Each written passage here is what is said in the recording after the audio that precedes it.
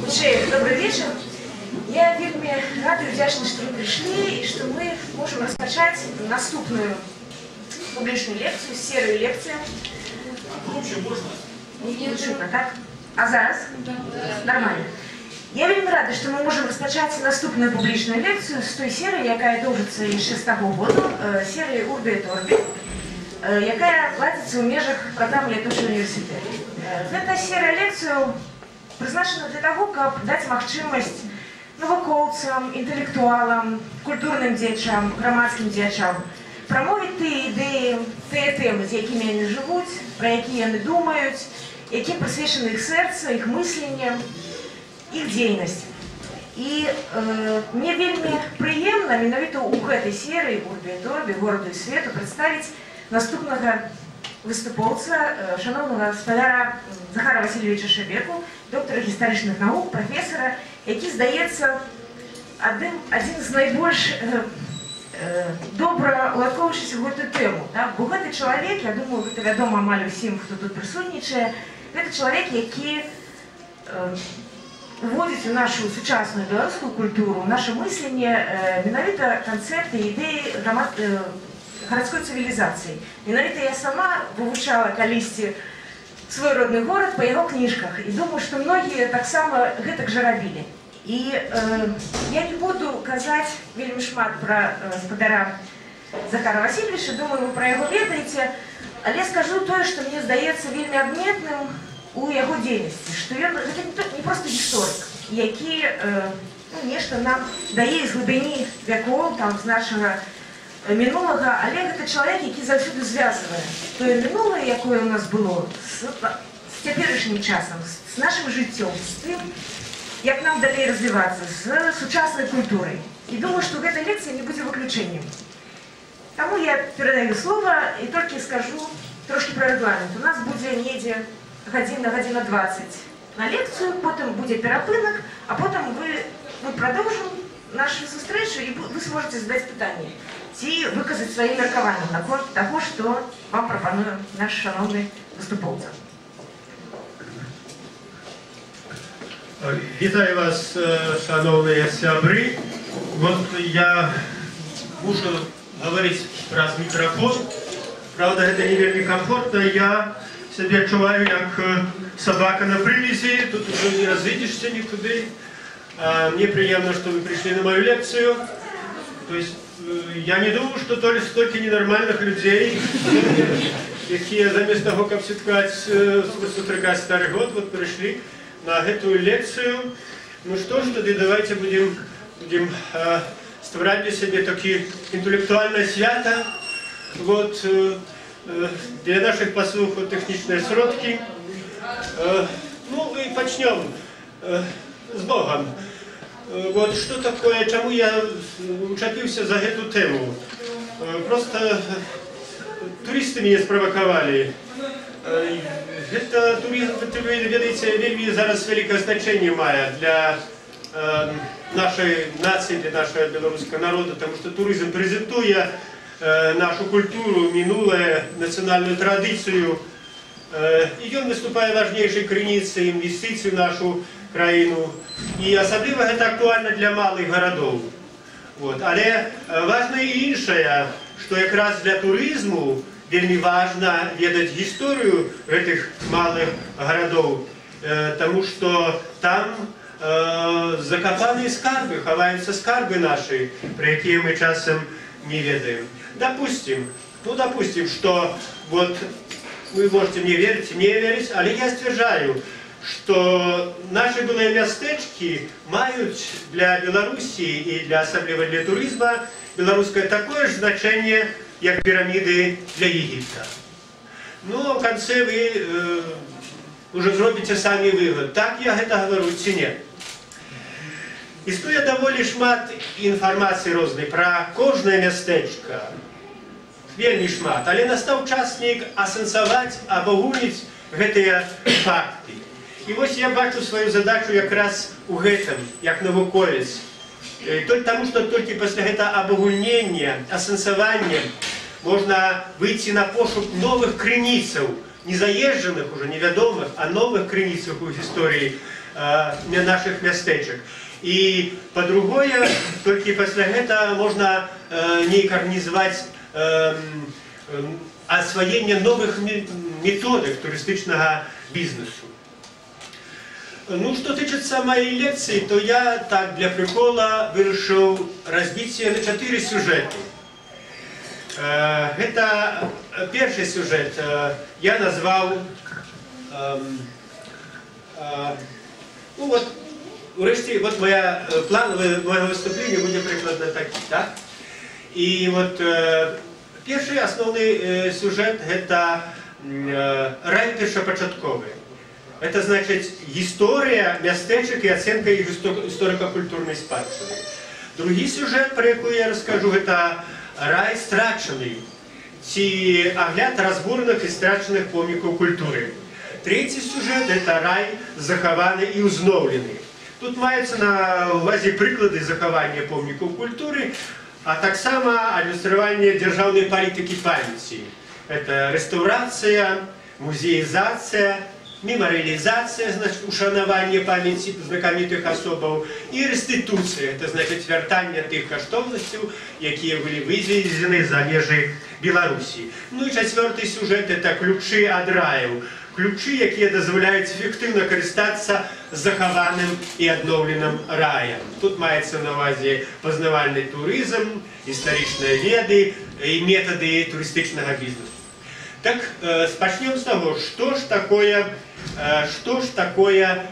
беларускае мястэчка часоў Великага княства Літоўскага, часоў, калі існавала Великае княства Літоўскае.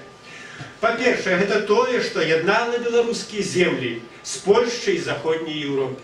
У России и поздней Московской державы России мястэчак не было. Другое, это невеликие аграрные городки для обслуговывания аграрной экономики. Такие необходные звёны в агнёвой сетцы краины в умовах традыцыйнай коммуникации. Мястэчкі знаходзіліся ў 40 километров один от одного, каб селянин мог посередине, калі жыву, туды з'ехаць и назад вернуться. И они осуществляли такие гандлёвую функцию. А наша, скажем, мястэчка Зельва по своих оборотах у конце 18-го, початку 20-го стагода не уступала Лейпцигской ярмарке. Наступное, что такое мястэчка? Это своеасаблівыя столицы маёнтку, якія по своих памерах часам были роўныя графствам и княствам. У 16 стагоддзі право засновывать мястэчкі атрымаў кожны землеўладальнік. И, как правило, сядзібы памешчыкаў становіліся часткай новых паселішчаў. Мы про это не повинны забывать, что у мястэчках жили не только евреи там и селяне белорусские, але и это были резиденции наших помещиков. Великое княство Литовское в некой ступени было подобным на раздробленную священную Римскую империю немецкой нации у Средневечья. Это типовые поселища городского типу древляной цивилизации. Маленькие, раскиданные, и у просторы, и одноповерховые.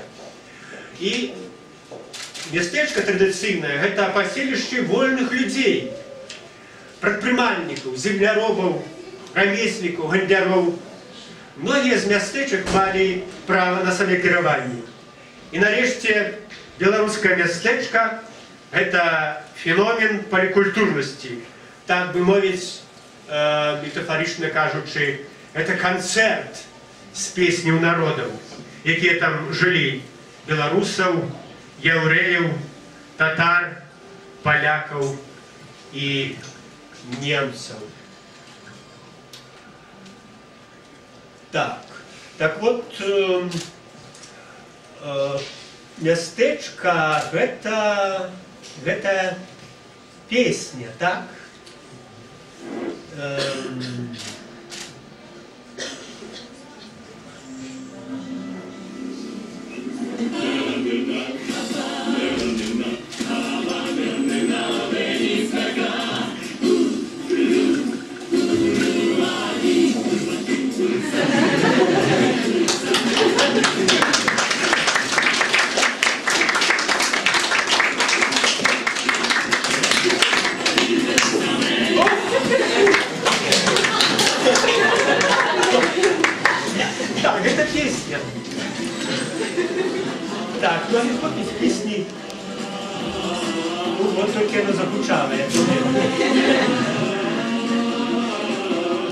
вертаемся для нашей... Як же я прибрать? Как поднимается песня на 1,5 годины.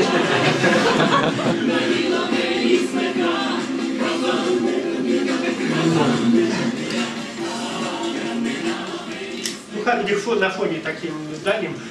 Вот. Так что вот эта песня, одна из них еврейская, которая тут прозвучала. Но если вертаться до местечек, то я бы рассказал про местечки вот часов Великого князства Литовского, а в складе России функционирование местечек как господарчих и культурных центров не обтяжарывалось, але все-таки не припинялося. Яны захоўвалі свою значимость до 1880-х годов, когда были проведены чыгунки. В 1938 году местечки были переутворены в городские рабочие поселки, а так само селы. После долучения в 1939 году Заходней Белоруссии до БСР таки шлёс нападкал и местечки Заходней Белоруссии. У поселищах рынкового типу, где люди почувались свободными, новые улады не имели потребу. Чому я взявся за эти местечки? Чому? Які причини назапашування скарбів у местечках? Чому я їх називаю білоруськими пірамідами?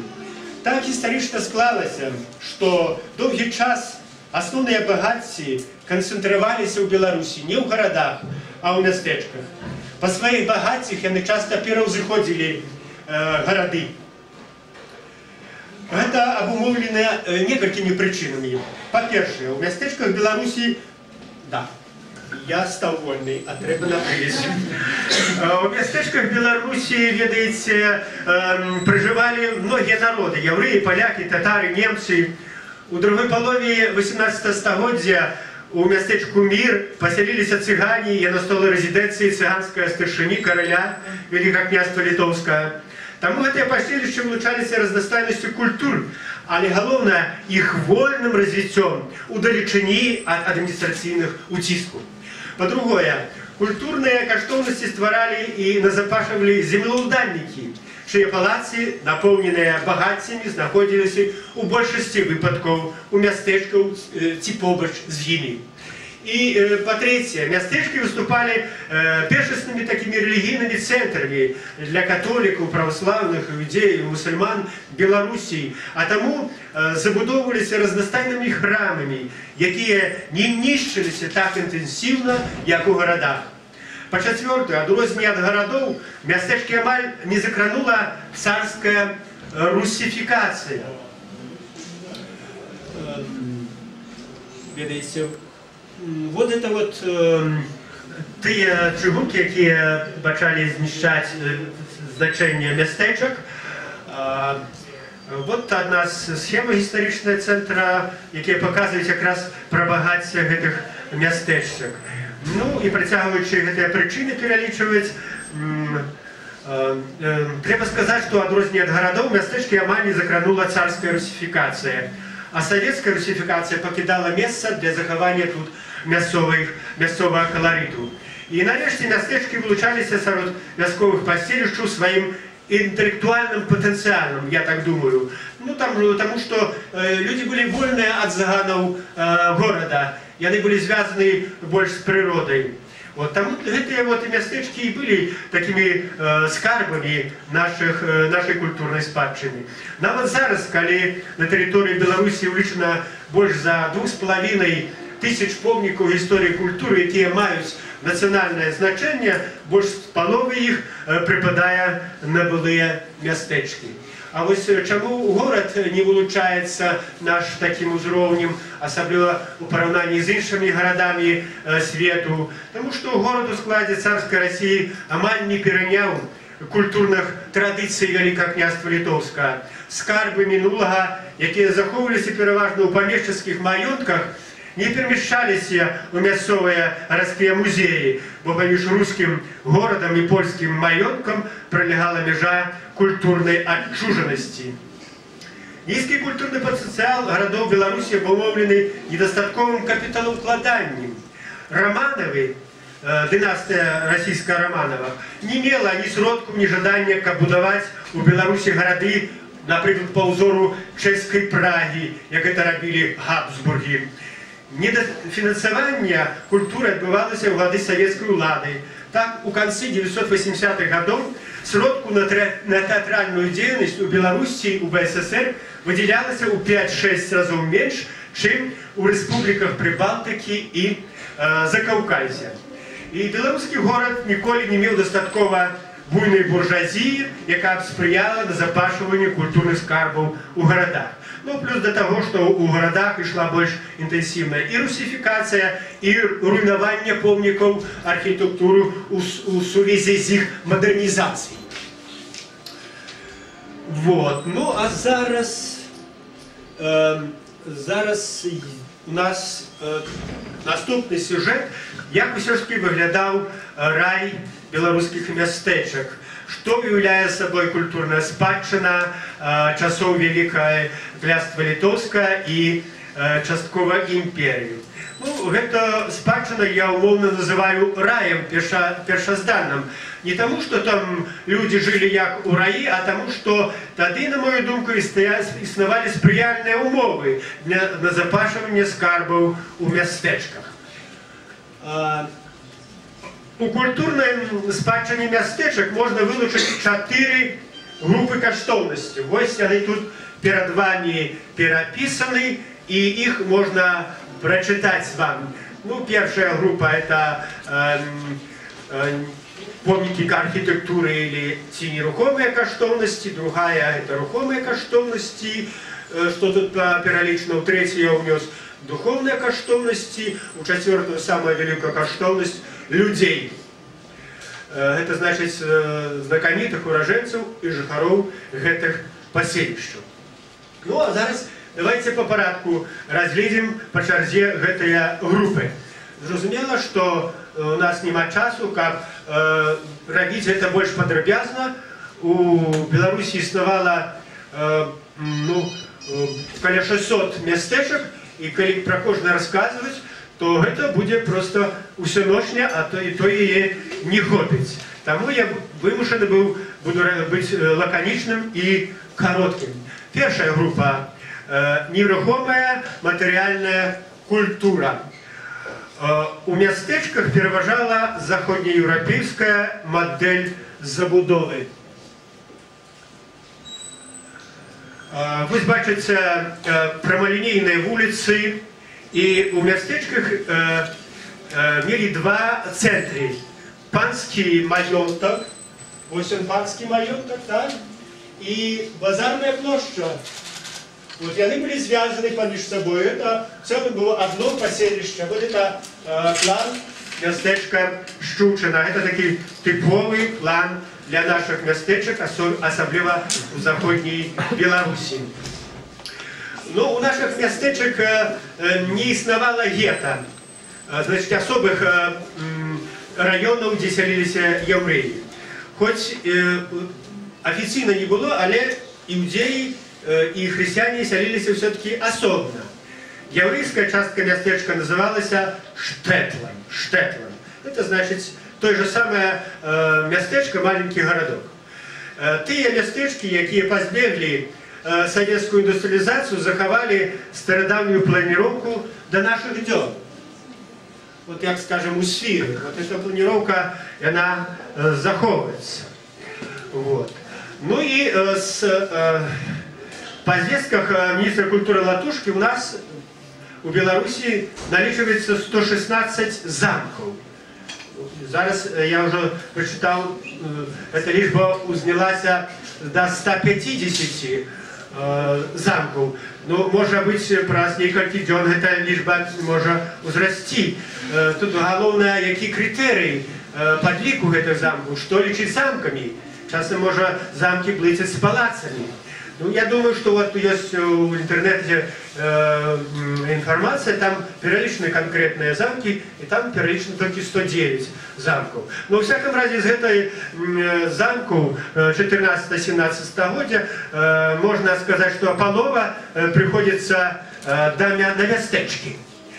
Калі я был сёлета у Німеччині, то я зауважу цікавую особливість. Уплив німецької культури на культуру Великого князства Литовского. Вот перед вами Мирский замок. И на думку довольно авторитетного немецкого доследчика Бранта Берга, на думку этого навуковца, вот гэтыя вежы Мирского замка, яны вельмі падобныя ці запазычаныя з гарадскіх умацаванняў уязных вежаў гарадоў паўночнай Германии. Ці, скажем, Крыўскі замак, усім вядомы, ён быў пабудаваны у стылі замку Тэўтонскага ордэна. Ну, палацы – это таксама нерухомая маёмасць, якімі мы павінны ганарыцца. Адзін з іх, самы такі адны з прыгожаў, это палац магнатаў у Ружанах. І такіх, ведаеце, палацаў было шмат. Іх атолювалі такія рэгулярныя паркі по французскому узору, таму іх часам называлі Малым Версалем. Сярод храмаў на Беларусі, в беларускіх мястэчках вылучаліся сваёй веліччу барочныя касцёлы. Вось вам прыклад такіх барочных касцёлаў.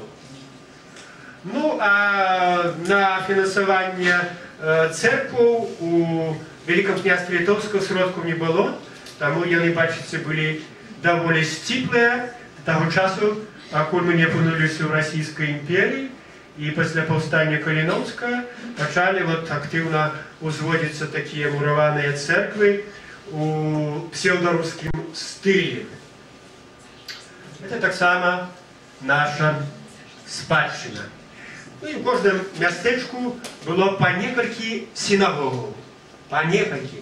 Чаму? Таму што гэта адпавядала яўрэйскай традыцыі. На шаббат яўрэям забаранялася не то што-небудзь працаваць, а нават ездзіць. І сінагогі павінны быць у такой адлегласці, каб яўрэй мог пешшу дабрацца да гэтай сінагогі. Ну вот у нас вельмі цікавыя ўзоры драўлянай сінагогі, вот у такім своеасаблівым, нешта нападобе маўрытанскага стылю, ці я не ведаю, як гэта ахарактарызаваць. Вот.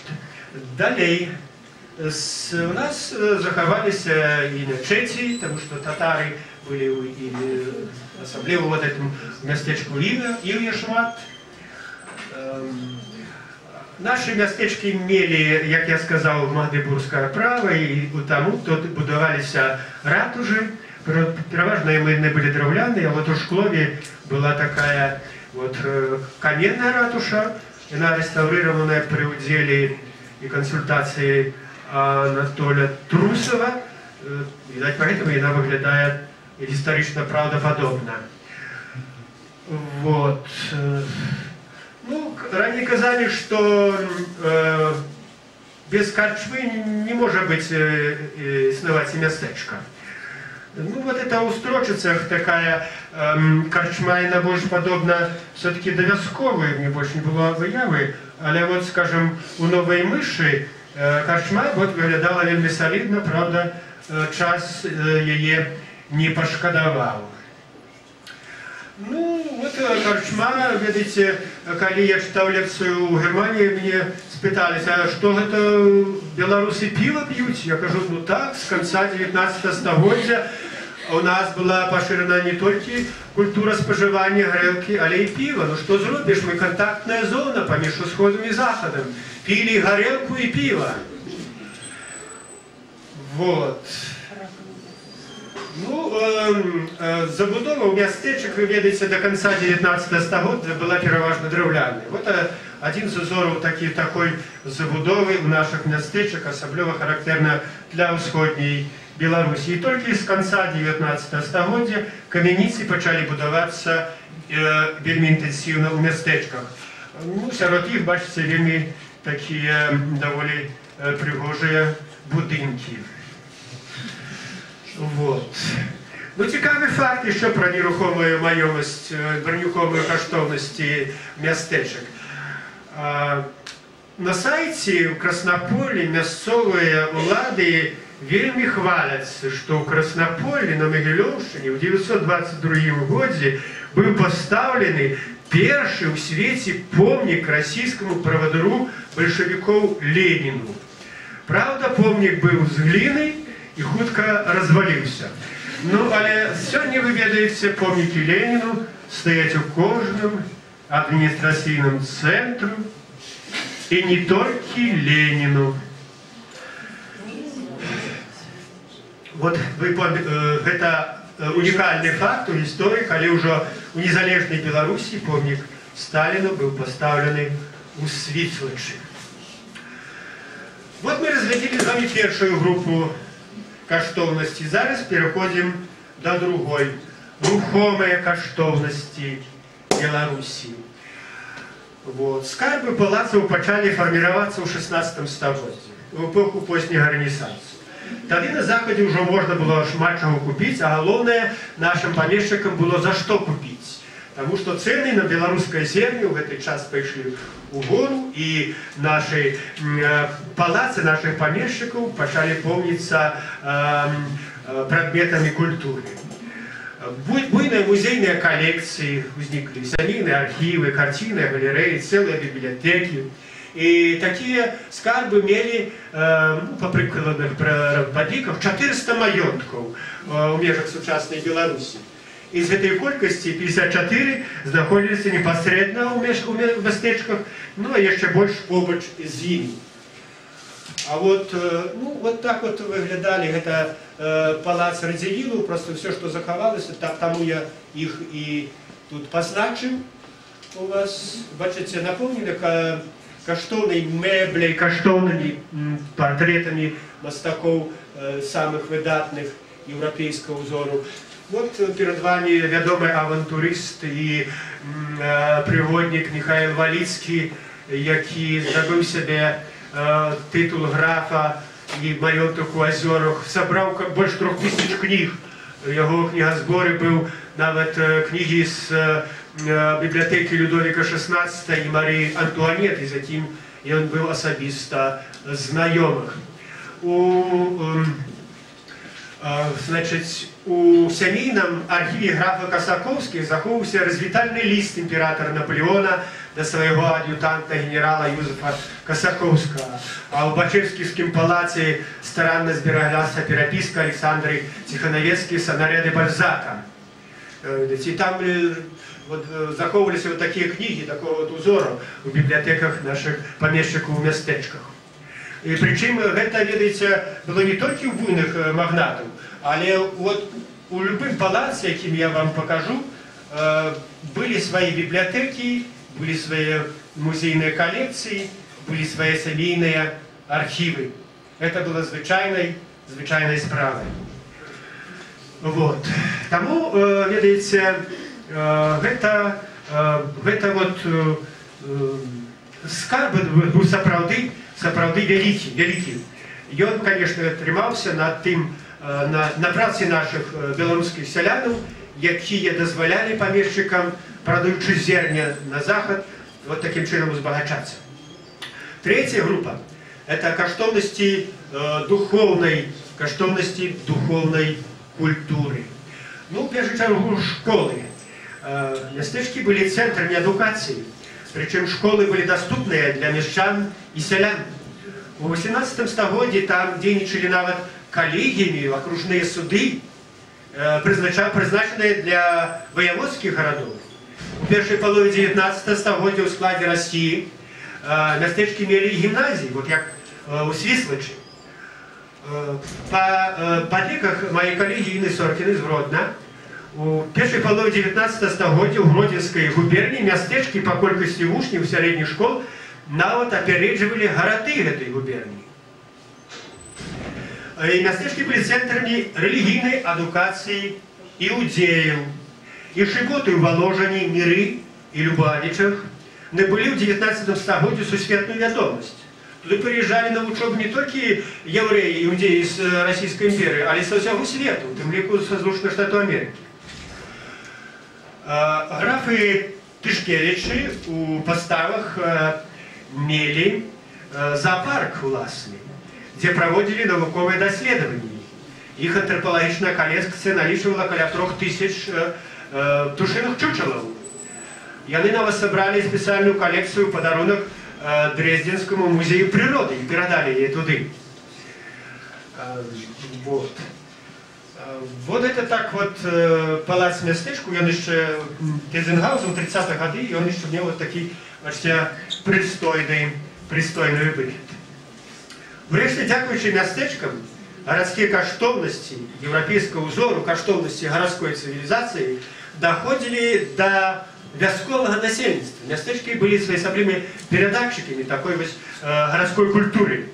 І таму інтэлектуальнае жыццё беларускіх правінцый у параўнанні з рускімі землямі была і найбольш інтэнсіўным, больш насычаным.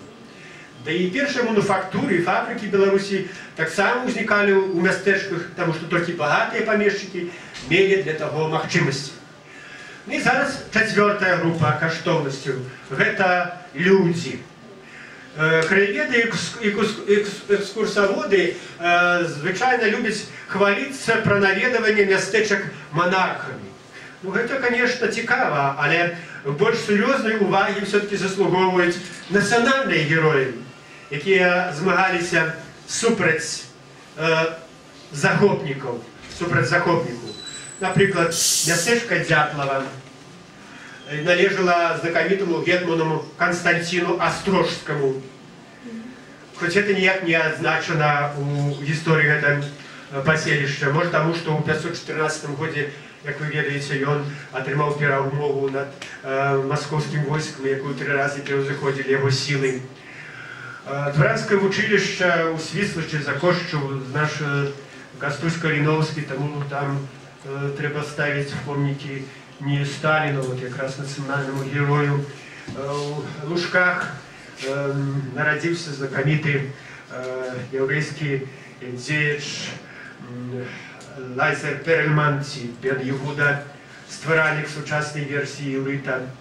У Вішнева экс-прэзідэнт краіны Шымон Перес, у Лёзні, каля Віцебска, вядомы наш мастак Марк Шагал. Дарэчы, на гэтым фоне вельмі слаба даследавана дзейнасць знакамітых жыхароў беларускіх мястэчкаў каталіцкай веры. Часам толькі таму, што яны лічацца ў Беларусі палякамі. Вы ведаеце, хто паляк, хто католік, той у нас паляк. І ўсё ж такі мястэчка – гэта песня, так? Не будем забывать, давайте послушаем. Так, положите мне песню. Песню шукаем. Шукаем песню. Так. И вот Вокман. Вокман, включайте. Вокман. О.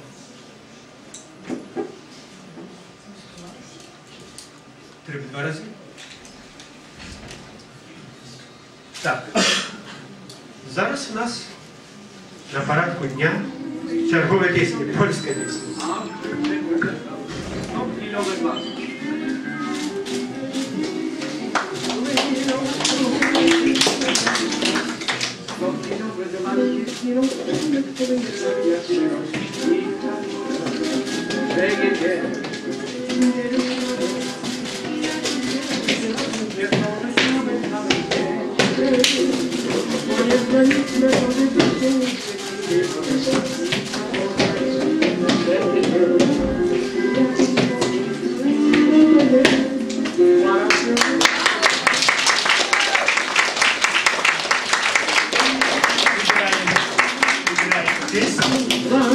И вертаемся снова до наших мястэчек. Так, песни Звук слабенький. слабенький. Ну, по моих танцах вы зразумеете, как. Микрофон. Потому что у каждой песни это душа народа. И вот я иду неким чином эту душу вам и показать в якости наглядного пособия. Так вот я вам рассказал про каштоўнасці, якія мелі нашы мястэчкі. Ну і ведаеце, у гэтай сувязі, працягваючы сваю думку, трэба нам усё-таки ў адносінах да сваёй культуры прытрымлівацца міжнародных прынцыпаў. Усе скарбы, створаныя на беларускіх землях, у тым ліку мястэчак, трэба лічыць, што все-таки належаць Беларусі. Беларусь гаспадаром з'яўляецца ўсіх тых скарбаў, створаных на тэрыторыі нашай краіны. І ўсе таленты, як мясцова, так і немясцовае паходжанне, якія працавалі на беларускіх землях і стваралі тут культурныя каштоўнасці, усе гэтыя таленты таксама належаць, і іх творы належаць да беларускай культуры. Аднак у той же час необходимо признать, что разнастайное богатство мястэчак Беларуси является культурной спадчыной разных народов, а не только белорусского. Мы господари, але мы не можем забараніць, скажем, евреям ці полякам лічыць тых талентов, которые тут народились, те скарбы, которые тут створили, и свои спадчыны. Это наша агульная культурная спадчына. Вот такий підход, я думаю, він буде сприяти якраз розвиттю туристичного бізнесу у Білорусі і так само і нашої національної самосвідомості. Ну, який можна зробити вивод з того, що я вам сказав про рай наших мястэчак? У складе Речи Посполитой, у складе Великого княжества Литовского, наши мястэчки по своих богатствам не уступали польским. И я бы сказал, нават не уступали маленьким городам Пруссии. Ну, але возникает такое питание, коли мы такие богатые, то чему гэтыя белорусы не маюць белорусского Эрмитажу, белорусского Лувра, белорусской Дрезденской галереи? Справа, и отказ тут вельми просто. Справа в том, что свои скарбы белорусы не смогли в достатковой мере заховать. И вот мы зараз трапляем у рай страченый. Куды ж деліся скарбы белорусских мястэчак? Ну, давайте подумаем. Усё лепшае ў тым ліку і скарбы звычайна канцэнтруюцца, выводзяцца ў сталіцу. А дзе была сталіца беларусаў? Вільня. Зараз Вільня з'яўляецца сталіцай Літвы. Яшчэ. Звычайна свае скарбы ахоўвае дзяржава.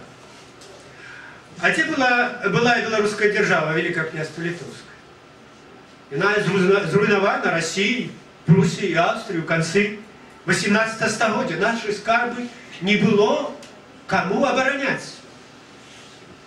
Звычайно скарбы концентруются в руках помещиков, банкиров, фабрикантов, купцов, богатых людей. А где богатые люди белорусской земли, которые створали гэтыя скарбы, назапашивали? И они обрабованы, вынесены и выгнаны большевиками. Ну, акрамя вот этих відавочна-палітычных причин были, конечно, и іншыя. Сярод іх можна лічыць наступныя. Ну вот наши драўляныя храмы.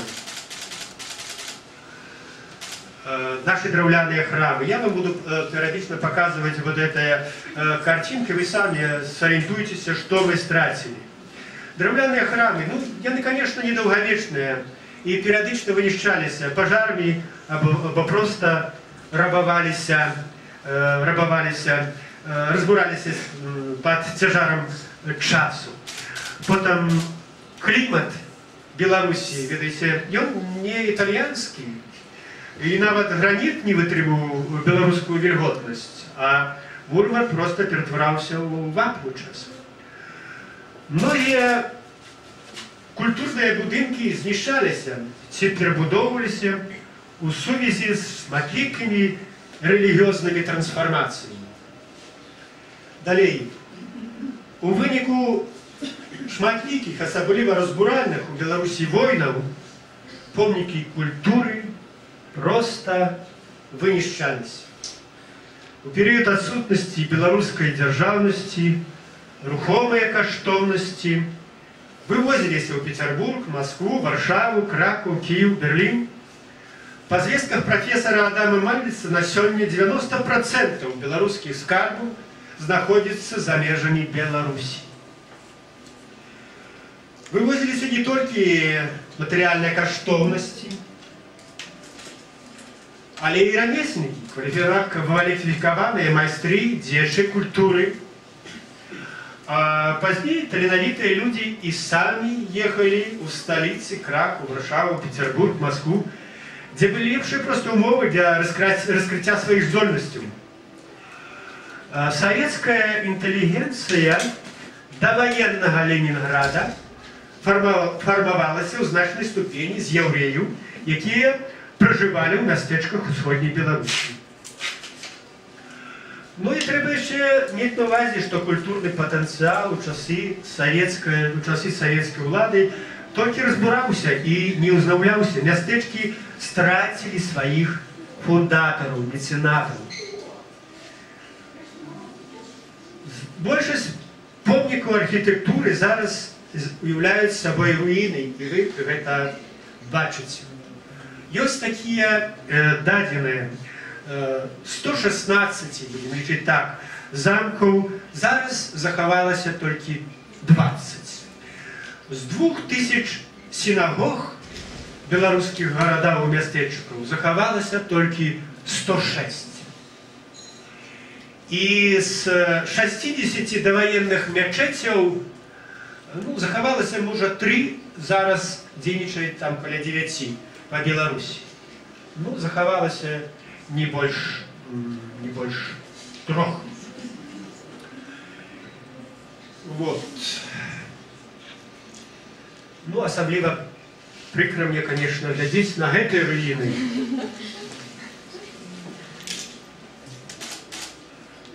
Каліці быў цудоўны маёнтак.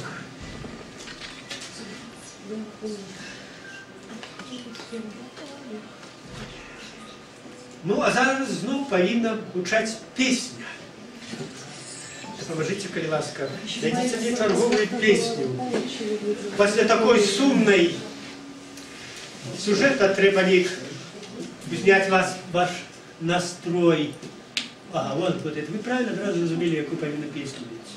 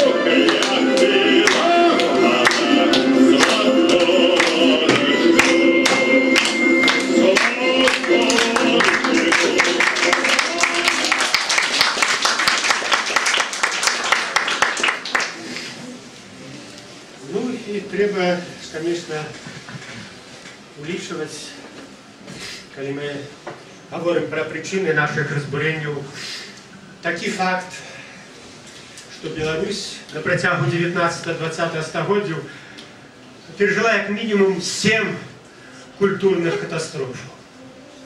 Першая і другая гэта звязаная з паўстаннямі 831 і 863 гадоў. Музейныя каштоўнасці мясцовых шляхцічаў, якія прынялі ўдзел у гэтых паўстанняў, вывозіліся ў Расію вагонамі, вазамі і вагонамі. Далей, трэця катастрофа. У гады Першай сусветнай вайны скарбы вывозіліся ў Расію на захаванне. Толькі з мястэчка Бачэйкава, якое належала князям Ціханавіцкам, было адпраўлена ў Расію 3 вагоны каштоўнасцей. Але ні гэтыя, ні іншыя ўжо з Расіі адтуль не вярнуліся. Чацвёртая катастрофа. Шмат скарбаў забралі з сабой палякі. У ходзе расійска-польскай вайны 919-920 гадоў. Па звестках таго ж несупакойнага прафесара Адама Мальдзеса толькі з адной мінскай губерніі было вывезена 36 000 скрыняў. Пятая катастрофа. Каб здабыць сродкі на індустрыялізацыю, расійскія бальшавікі прадавалі ў 930-е гады ў вялікіх памерах беларускія скарбы за мяжу. Шостая катастрофа. Мінулую вайну у Расію і Германію, хочаце верце, хочаце не, было вывезена больш 11 000 розных каштоўнасцяў. Сёмая катастрофа. Усё знойдзенае ў беларускай зямлі, скарбы, золата, срэбра, каштоўных камянёў до 18 лютага 991 года, до 18 лютага, калі мы ўжо абвясцілі сваю незалежнасць, а нашы вось гэтыя ўсе каштоўнасці адпраўляліся на захаванне ў Маскву. І з 1964 по 1991 года туды была адпраўлена больш 2000 адзінак розных каштоўнасцяў. Такім чынам, асаблівасцю Беларусі стала вот это вот гіпертрафіраваны характар вынішчэння і разбурэння культурных каштоўнасцяў. Ну, здавалася, з утварэннем Рэспублікі Беларусь у нас узнік шанец для узнаўлення страчанага раю. Аднак, як ні парадаксальна, і ў сучаснай Беларусі помнікі, асабліва помнікі архітэктуры працягваюць разбурацца у ходзе мадэрнізацыі гарадскіх паселішчаў. І вот на фоне гэтых таких негативных умов просто феноменально, что мы все-таки не все страшно. Уявляете, какими мы богатыми были, что до этого еще нечто маем. И для захования, обновления историко-культурной спадщины у нас тут нечто робится. У нас за прошлые годы прочнулось разумение, начинаючи от просто студента, может быть, и до урада, что эту скарбу треба заховывать.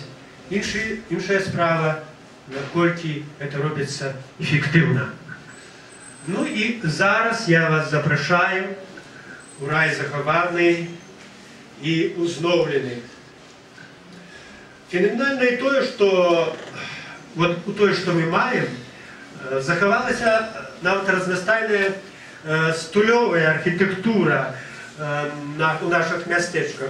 І там і романскі стыль, і готыка, і барока, і ренесанс, і барока, і модерн.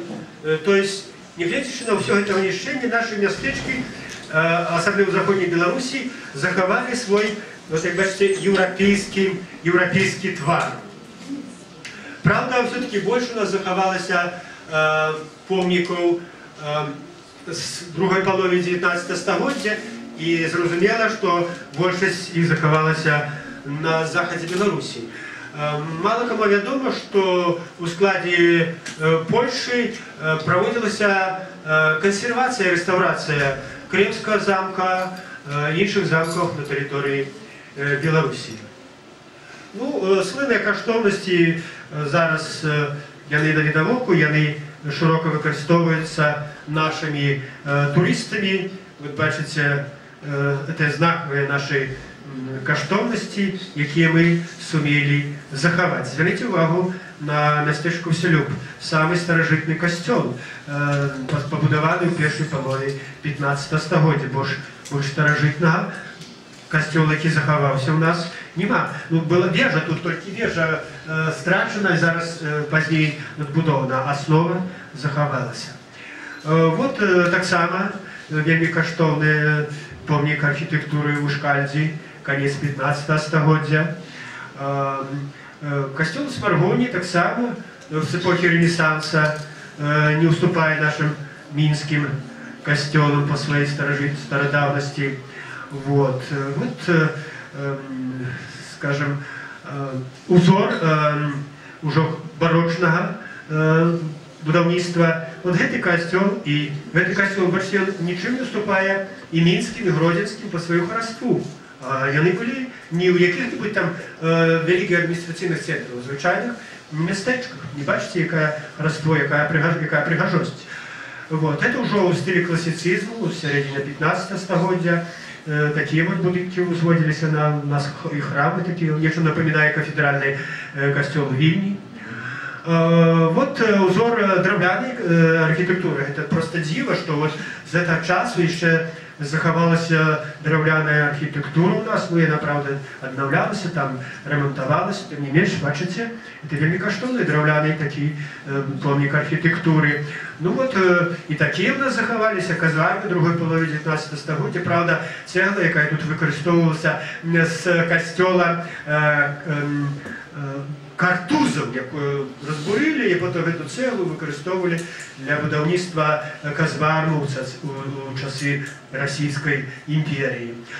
Ну вот это вот узоры таких вот рускага класіцызму церквы, якія пачалі будавацца пасля паўстання 863 года, яны іх вельмі шмат у нашых мястэчках. Ну, мяне асабліва цікавіць вот эта вот драўляная архітэктура. Бачыце, звычайна нейкі такі домик, але все-таки напоўнены гэтымі вот атрибутамі храмавымі. В стылі класіцызма сінагога у міры. Вот тут ужо неаготыка з чырвонага цэглы, чырвоны касцёл, як бачыце, ёсць не толькі ў Мінску, але і ў Вянцы. Вот касцёл у Росіцы цікавы. У час вайны туды загналі ўсіх жыхароў і святары, а потым спалілі ў канюшні і святары, а засталіся з сваімі вернікамі і таксама загінулі. Так, зараз яны тут кананізіраваны, аб'яўлены святымі ў нас. Вот шпіталь у Клецку, вот чыгуначны вакзал, это все, что мы зберагли. Драўляны дом в сярэдзіне 19 стагоддзя таксама вельмі, бачыце, арыгінальны, у Парозаве дажыў до нашага часу. Захаваліся цэлыя, видите, такія кварталы, цэлыя вуліцы у канцы 19-го, пачатку 20-го года у Шчучыне. Вот. Вось такія наши здабыткі, наш рай захаваны. Вот. Ну, але ўзнікае пытанне, ці магчыма увогуле вярнуць страчаны рай? Я думаю, так, потому что існуюць пэўныя меры, механізмы, методыкі для захавання і аднаўлення страчанай спадчыны. Пытанне толькі ў тым, наколькі яны эфектыўна выкарыстоўваюцца. Вельмі важна у гэтым плане з'яўляецца дзяржаўная палітыка памяці, якую праводзіць дзяржава. Наколькі яна мае эфектыўныя законы па ахове помнікаў. Ахова помнікаў рэгулюецца ўрэшце міжнародным правам. Венецыянская хартыя по консервации и реставрации помников славутых мясцін 1964 года забороняя выдавать муляжи за помники истории. Важнее иметь руины, чем на эту руину взвести муляж и выдавать его за помники истории. Правда, Рижская хартия про аутентичность и реконструкцию культурной спадщины 2000 года робить краинам, потерпелым у минулой войне, выключение и дозволяет обновлять, реконструировать разборные помники. То есть дозволяет нам фактично робить муляжи. А не просто муляжи, а вельми абсолютно наближенные до оригинала. И переважно с аутентичного материала. Так вот, большинство этих вот международных положений этой харты, они врешті зафиксованы в белорусском законе об охове историко-культурной спадщины Республики Беларусь. И он принят 9 студеня 2006 года. При регенерации стали забудовы, правда, этот закон владами систематично порушается. Аховой помник у нас занимается Министерство культуры, наколькі я ведаю, всего 3 чоловіки, які гэтым займаюцца. А тут я лічу, что потребна специальная инспекция по ахове помников. Ужимаются финансовые инспекции, инспекции по ахове природы, а вот ахова историко-архитектурной спадщины лічится справой другородной. Хотя вот эта вот інспекцыя па ахове помнікаў у Літве існавала яшчэ ў часы савецкія часы. У нас дзейнічаюць пры міністэрстве кансультатыўная рада з прадстаўнікоў грамадскіх арганізацый, але яна займаецца тым, што фіксуюць толькі парушэнні. А тут справа, што каб іх прадухіліць, і таму дзейнасць абсалютна неэфектыўная. С 1999 года ў Беларусі праводзіцца палітыка падтрымкі малых і сярэдніх гарадоў. Аднак дзяржаўная праграма не прадугледжвае аднаўлення культурнай спадчыны. Гэтым займаецца Міністэрства культуры. І тут зроблена вельмі пакуль што мала. Да гэтага часу ў былых мястэчках аднаўляюцца пераважна толькі буйныя такія замкі, як у Міры, Гальшанах і Косаве. Зусім недавно з'явілася інфармацыя, што прынята новая праграма дзяржаўная «Замкі Беларусі», разлічаная на 2012-2018 годзе, і рэгенерацыі там падлягаюць 38 замкаў. Ну як яны там уже будуць рэгенерироваться, невядома. Может толькі кансервироваться, і то уже добра. Ну але бачыце, нейкія зрухі ёсць. Другая рэч. Вялікае значэнне мае майстэрства рэстаўрацыі для такіх рэчаў. Якасць рэстаўрацыі вельмі у нас пакуль што нізкая. Часта рэстаўрацыя ператвараецца ў разбурэнне.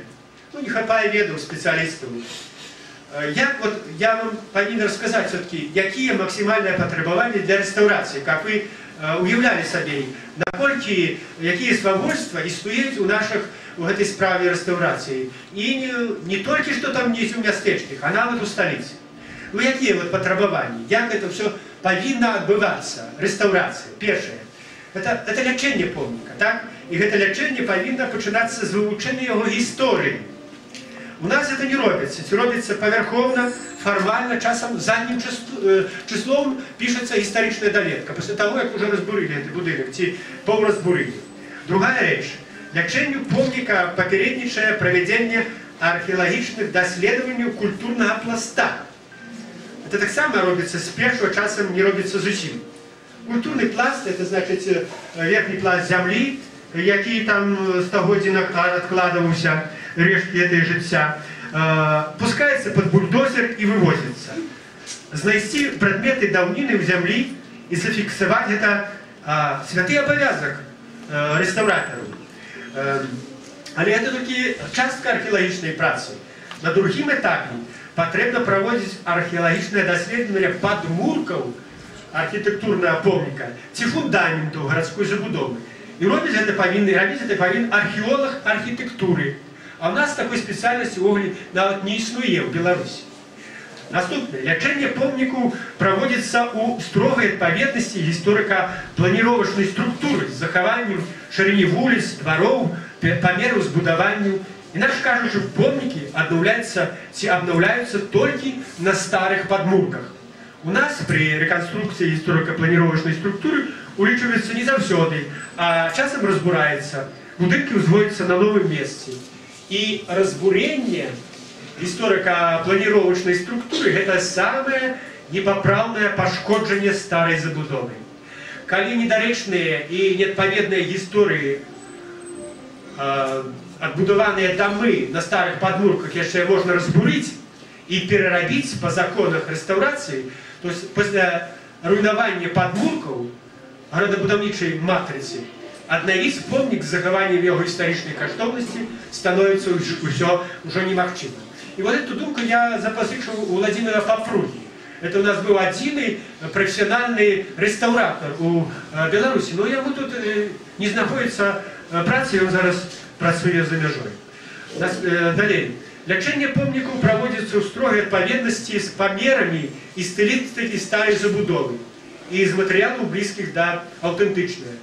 Это патрабаванне скрозь парушаецца. Стары будынак нішчыцца, на яго месцы ўзводзіцца новы, сучасных матэрыялаў і выдаецца за помнік архітэктуры. Это ёсць архітэктурная фальсіфікацыя. Лячэнне помніка прадугледжвае захаванне культурнага ландшафту, дворыкаў, вуліц, гістарычных ансамбляў, прыродных пейзажаў. Таму для помніку ўводзіцца ахоўная зона, у якой забаронена новае будаўніцтва і нават правядзенне любых несанкцыянаваных зямельных работ.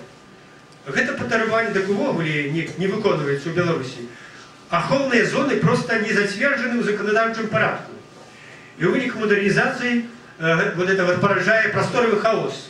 У гістарычных цэнтрах узводзяцца хмарачосы, сучасныя будынкі. Закон не пісаны, таму што закона няма. Нема ахоўных зон, якія забараняе гэта і патрабуе нейкай адказнасці за парушэнне вот этих ахоўных зон. При лячэнні помніка неабходна адрыжаць самы старадаўні яго выгляд, і толькі пры тэхнічнай немагчымасці больш позней. Это вызначаецца з дапамогай навуковай экспертызы. У нас такі прынцып не працуе. В обновлении помнікаў пануе анархія і разгубленасць. Што каму ў голову прыйдзе, той і робіць. І тут вот месца якраз для беларускай песні.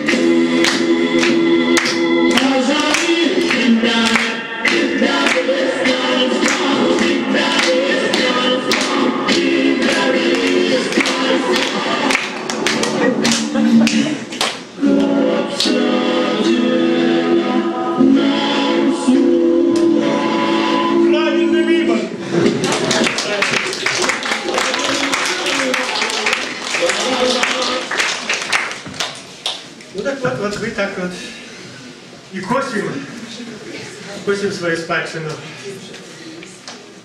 Так, чему у нас вот такая ситуация с захованием помников и реставрацией? Есть вельми важная и основная причина. Реставрация потребует великих сродков. Держава не в стане задоволить все запотребования. Отдаюць рэстаўрацыі розным фірмам, там на 60%, 40%, а яны потым руйнуюць гэтыя будынкі, ператвараюць у свае офісы, заставаюць знешнюю шкарлупу, а внутры еўрарамонт. Таму без прыватызацыі адрыжэння культурнай спадчыны немагчыма. Без прыватызацыі немагчыма эфектыўная рэстаўрацыя і захаванне нашых помнікаў. Вот. Это важно еще и тому, что для надання адноўленаму помніку гісторыі ці культуры необходимо вернуть ему даўнюю функцию, ці блізкую да яе. У першую чаргу павінны аднаўляцца наши духовныя храмы і перадавацца нашим вернікам. Яны павінны быць значит, у іх руках. А вот старые доходные домы, здавалося, такие, ну, может быть, не зусім фешенебельные, старые доходные домы, где жили люди, повинны приватизация и передаваться у жилевый фонд под приватизацию. Они повинны быть задаваться жилыми домами. І коли господар, який викупив эти доми, отримає держави кредит, податкові льготи для проведення належної реставрації, то під строгим наглядом держави він заховає помник лепшим Міністерству культури. Таким чином держава сэкономить бюджетные сродки. У нас приватизация не загранула историчную забудову. Инвесторы укладывали гроши с порушением закона об ахове помнику. Ну, им варто все-таки памятать, что отповедно международному праву они повинны компенсовать страты, нанесенные историчному помнику, коли они будут выявлены. Далее. У нашем обновлении исторической спадщины великую роль належит реституции. Это значит вертание вывезенных помников на Беларусь. У нас денежная громадская комиссия по вертанию, на чоле с Мальдисом, але до этого часу у Беларуси нема реестра вывезенных с Беларуси каштовностей, які охоплювали перелік усіх тих речей, які вивезли з Білорусі. У Росії такі реєстри є, в інших країнах є, у нас нема. Ну, значної ступені тому, що його до розкласти тяжко не було улічено, що вивезено. Але до цього треба імкнутися. Ну, є некоторые рухи по лінії обмена, реставрації, нечто там робить Прокопцов в Мастацькому музеї, почавши, говориться, вечір у музеї истории Белоруссии. И тут, коли, скажем, мы предъявляем претензии России, какие-нибудь, верните нам хоть русские поясы, то им закон вовремя забороняя вертать каштовности в любую краину, и они могут это сделать только на основе обмена. Ну а что мы можем обменять с Россией, коли у нас и самих нема чего поменять? Тому в такой ситуации я лечу, что добрый выход хоть бы робить копии, муляжи тех каштовностей, что были вывезены из Беларуси. Налаживать некие часовые выставы, как это робить Прокопцов, брать эти каштовности хоть бы на часовое захование. То есть выход есть, треба только працевать. Наступная речь по захованию нашей спадщины – это музеизация.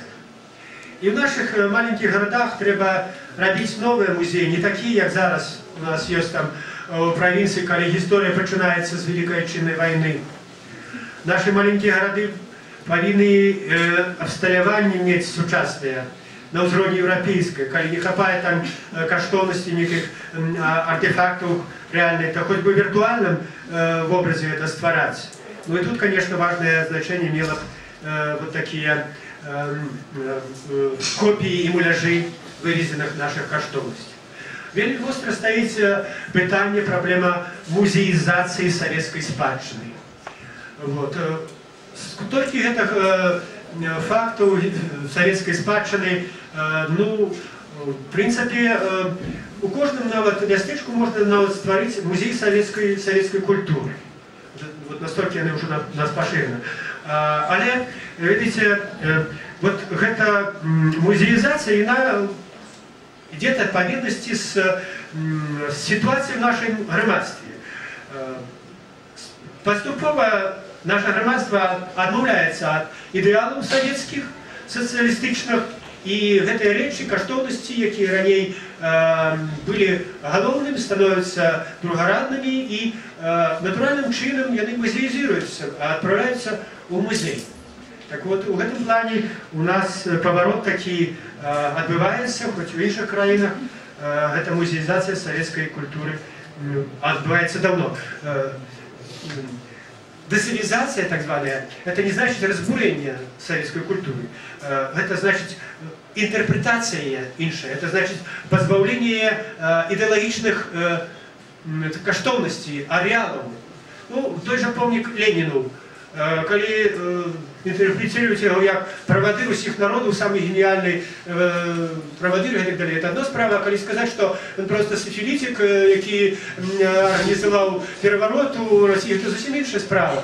Ну, я тут две крайности привел, але все советские скульптуры, как это у Литве, варты того, как их отправить в специальный музей. Я вот придумал место, куда их всех Дзержинских, Сталинов и Ленинов отправить. У Рудобельск, видите, Рудобельск под Минском. Там была, кажется, Рудобельская республика.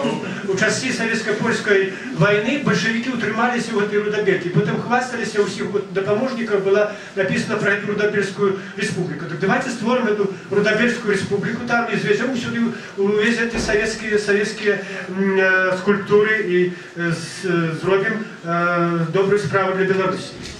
Вельми важно является мемориализация. Это значит ушанование памяти славутых земляков. Тут по-разному можно идти на кірунках и створять персональный музей. Не только памяти, треба музеи створять персональные. Тому что Бенгудуці, там, Калиновскому и так далее, в тех местах, где они были. Вот. Это и назвы улицы, это и помники, и шильды, и науковые конференции, и створение легендов. Так самое важно.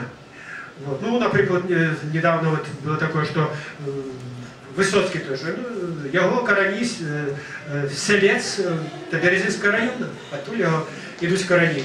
И этим треба користаться краєзнавцам, місцевим уладам в былых наших местечках. Ну и важно, конечно, дорожение духовных традиций. Видите, зараз наш город без Бога. Это трагично. В умовах таких викликів городских жить без Бога вельми складано, потому что не все можно растлумачить розумом. У житті сучасного горожане повинны место быть и веры, и надеи. Часом только Бог дает эту опошнюю надею. Но тому вот эти религійні святи, фестивалі народні, промисли, треба як мога більше поширати в наших містечках. Які ж висновки можно зробить? Вот такая метод у нас реставрации. Ну, а коли говорить про методы обновления, то нам удается вот все-таки муляжи. Это муляж Быховского замка. А насправді отродить это все-таки проблематично. Веснова может быть такая. Былый рай мястечек и інших городских пащелищ у Беларуси покуль не узнавлены. И это уплывает на життя белорусов. Культурные руины являются одной из важных причин многих проблем сучасной Беларуси. Ну, опошний сюжет, який я хочу вам рассказать, важно не только заховать и обновить, але с користью для людей и краины скористать историко-культурную спадщину, дать людям ключи от раю. А где они находятся, як вы думаете? Я думаю, они находятся у руках діячів туристичного бізнесу. Як можна оцінити уровень туризму в Беларуси? И вот зараз мы вертаемся до опошнего сюжета. То есть тут важно нам сенсовать, як вот эти скарбы мястечек сделать доступными и цікавыми для жихаров и гостей Беларуси. На первое место я ставлю, конечно, познавальный туризм, краезнавство и осветництво, ведание истории и вартости власной скарбу. Это вельми важно. У наших мястечек шмат знищены, але застається невынішчальных и богатая история. И эту историю треба ведать. Існують шматлікія махчимості для її вивчення. Это архивы, и сайты, и книги. И существует только проблема интерпретации вот этой историко-культурной спадщины. На туристичную деятельность впливает то, что у нас пока что нема единой национальной концепции развития истории. Вот. У нас такая ситуация, что соседняя историография, вот именно российская, польская, литовская, украинская, недооценивая роль белорусов как полновартных субъектов исторического процесса. Вот эта спадщина огульнокультурная Речи Посполитой, она не поделена, она присвоивается то поляками, то литовцами, а нам не бы-то места на это немало. И тому молодая белорусская историография повинна вот эту вот робить все, как доказать и своему народу, и замежным нашим соседям, что наша это агульная спадщина. Для этого треба просто выпрацаваць уласную концепцию истории с позиции незалежной державы. Ну, туристичный менеджмент, конечно, он развивается у нас апошнім годы, ну, фактично вот с 2001 года интенсивно, когда туристичная деятельность признана важнейшей национальной задачей. Особливо складається велика надія на туризм уязний. Однак поки що паломництво гостей в нашу Україну не назирається. Правда, робиться ставка чомусь тільки на військовий і спортивний туризм. Вот, и колькость этого агросялів у нашей краине растет. Это вельми добре, что держава развивает агросадибы и будує готелі и спортивные комплексы. Але недостатково. Ну, Беларусь має унікальну природу, чистиню і пригожих дівчат, але і це не виратовує. Аграрний туризм буде мати належний економічний ефект тільки тоді, коли він буде сполучатися з використанням от якраз історико-культурної спадщини містечок, про яку я тут веду говорку. Покуль славутості не стали туристичним продуктом.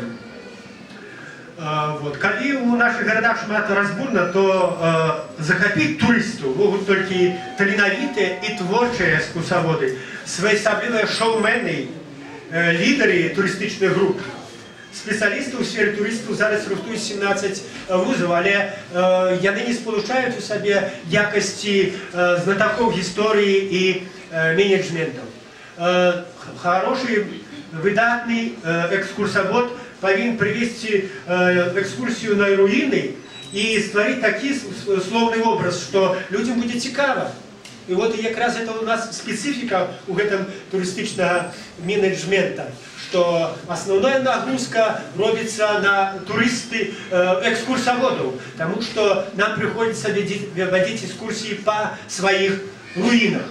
Ну, важно тут и международное супрацовництво, особливо оно может быть пленное с Польшей на пеш, потому что больше скарбу местечек створено представниками польской культуры. Існують подстави для сумісних проєктів реставрації, реституції, музеїзації, меморіалізації местечка в Білорусі. Вот. Ожидано оживлення наукових неких програм, історії местечок. Не все зроблено для шанування наших агульних знакомитостей. Ну, то ж тичиться і, конечно, супрацовництво з Ізраїлем, Литвою, Україною і навіть Германією. Перспективным кірунком у развитии международного туризма можно особливо стать вот, обновление еврейских осередков в белорусских городах и былых местечек. Необходимо робить специальные маршруты различные на наших соседей, поляков, русских и громадян інших країнах. З другим в этом некие есть, сопрацовництво налаживается. Ну, как вы ведаете, все упирается у визы. Нам пропонують віз відмінити з другого боку, там Польща, але наш бок поки що упирається. Це так само ця велика перешкода на шляху розвиття туризму. Ну, туристична інфраструктура, я не буду довго говорити про стан нашої туристичної інфраструктури, достатково поглядіти на цей слайд. Вот. Тут jeszcze шмат треба що зробити. Так які висновки?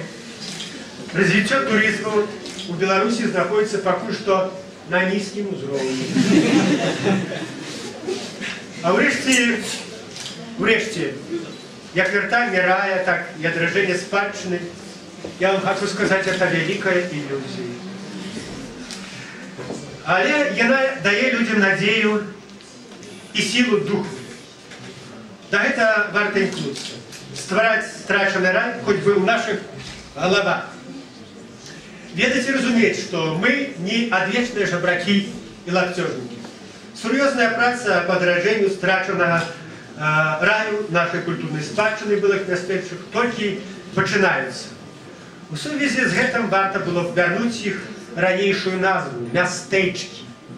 У Литве, до речи, старая назва маленьких городов заховывается. Покуль про многое сказанное тут можно только марить. Сучасный кризис – это кризис городской цивилизации. Это празмерная фетишизация обагаўлення споживания.